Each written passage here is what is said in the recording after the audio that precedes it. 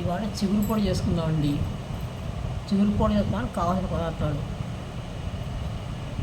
నువ్వులు, కప్పుతో నువ్వులు తీసుకున్నాను, కప్పుతో శనక్కాయ పప్పులు, ధనియాలు, ఉప్పు, ఎండుమిర్చి, ఎండు చిగురు. ఇది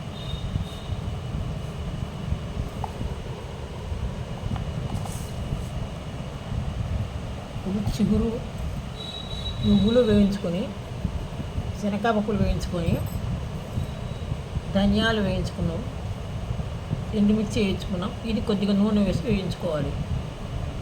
అన్నీ కలిపి మిక్సీకి వేసేసుకోవాలి. అంతే. 2 నెలలైనా ఉంటుంది, ఏం చెడిపోదు, బాగుంటుంది.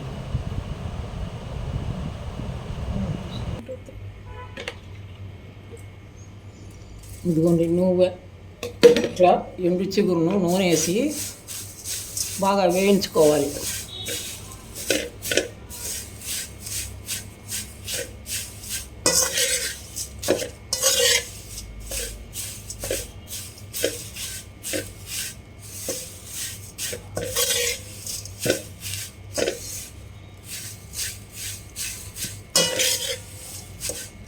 మంట హై పెట్టకుండా మీడియంగా పెట్టుకొని వేయించుకోవాలి, అయితే మాడిపోతుంది. చిగురు కదా.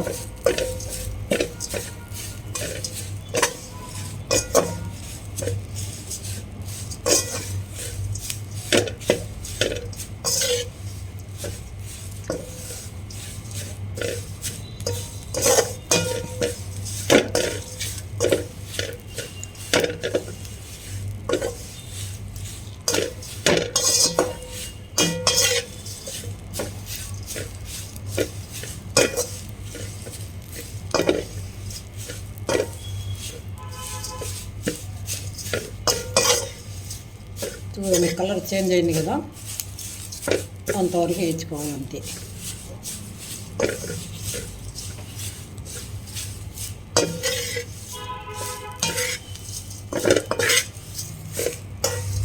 అయిపోయింది.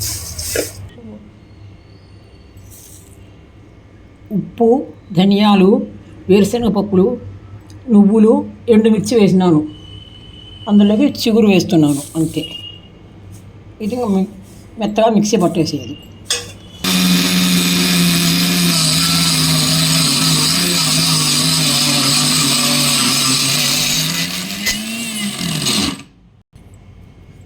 రెడీ అయిందండి.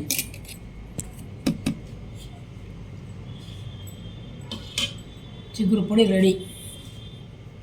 మీకు ఏమైనా ఉప్పు తక్కువ అనిపిస్తే చూసి ఒక నోట్లో వేసుకొని చూసి వేసుకోండి, లేదంటే సరిపోతుంది. అంతే.